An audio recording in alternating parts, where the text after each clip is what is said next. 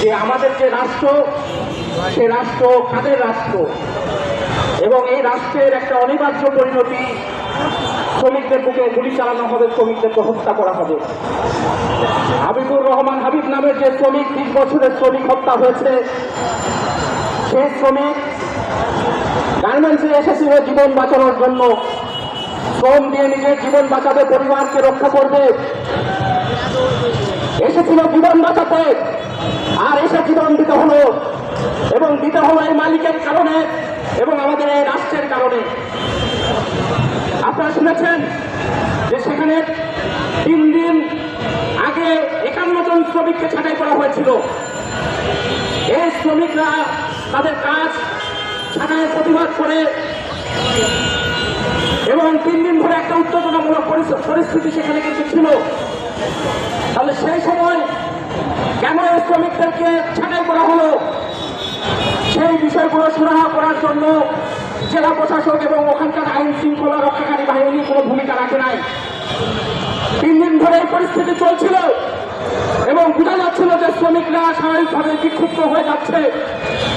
তাহলে সেই সময় শ্রমিকদের এই সংকট নিরসনের জন্য সেখানকার প্রশাসন এবং আমাদের সরকার কোনো ভূমিকা নেয় নাই।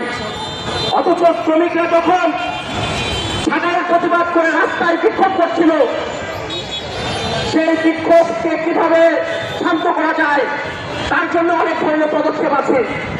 সেটা না করে সরাসরি গুলি চালানো হলো।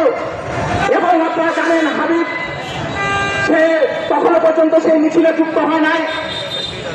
রাতভর সে তার যে কারখানায় রাতভর কাজ করে, যখন সকাল 8টায় সে যখন গেট থেকে বের হয়েছে, তখনই তাকে তার গুলি লাগে এবং সে স্পট ডেট হয়েছে। ফলে সে সরাসরি ওই মিছিলে ছিল না।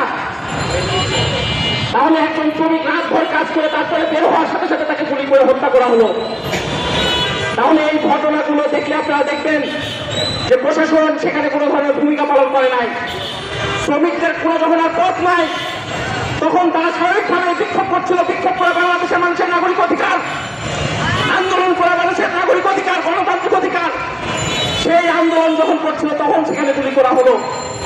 বন্ধুগণ, আপনারা আমাদের পূর্ববর্তী বক্তাদের কাছ থেকে শুনেছেন যে শেখ হাসিনা সরকার 2024-এর আগে নভেম্বর মাসে শ্রমিকরা যখন আন্দোলন করে, তখন এই সাভার আশুলিয়া গাজীপুর রণক্ষেত্রে পরিণত করেছিল এবং 4 জন শ্রমিককে গুলি করে হত্যা করা হয়েছিল। সেই সময় শ্রমিকদের দাবি ছিল এই একই দাবি, মজুরির দাবি।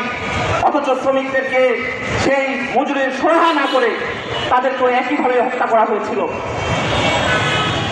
এখনো একই কাজ করা হচ্ছে।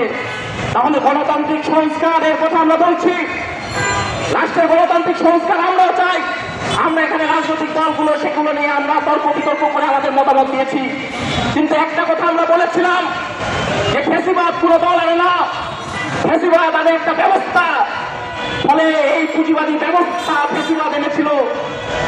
ফলে রাষ্ট্রের যদি মৌলিক চরিত্র পরিবর্তন করা না হয়, রাষ্ট্র যদি শ্রমজীবী মানুষের রাষ্ট্র না হয়, শ্রমজীবীদের স্বার্থে রাষ্ট্র পরিচালিত না হয় এবং শ্রমিকদের স্বার্থ কিভাবে রক্ষিত হবে তার পরিপূরকভাবে যদি নীতি বাস্তবায়ন না করা হয়, তাহলে সেই রাষ্ট্র ফ্যাসিবাদী হতে অনিবার্যভাবে ফ্যাসিবাদ হবেই।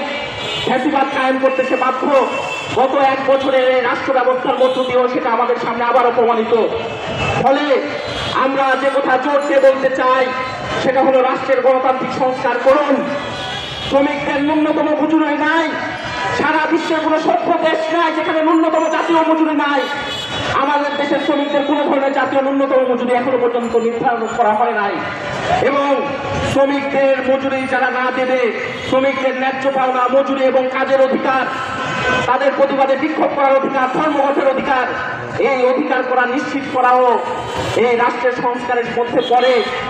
ফলে সেই সংস্কার অবশ্যই করতে হবে। এবং যারা এই ঘটনাগুলোর সাথে যুক্ত, যাদের কারণে হাবিব নামের 20 বছরের একটা তরুণকে মৃত্যুবরণ করতে হলো, তাদেরকে অবশ্যই দৃষ্টান্তমূলক শাস্তি দিতে হবে। এই দাবি করে আমি আমার কথা এখানে শেষ করছি। সবাইকে ধন্যবাদ।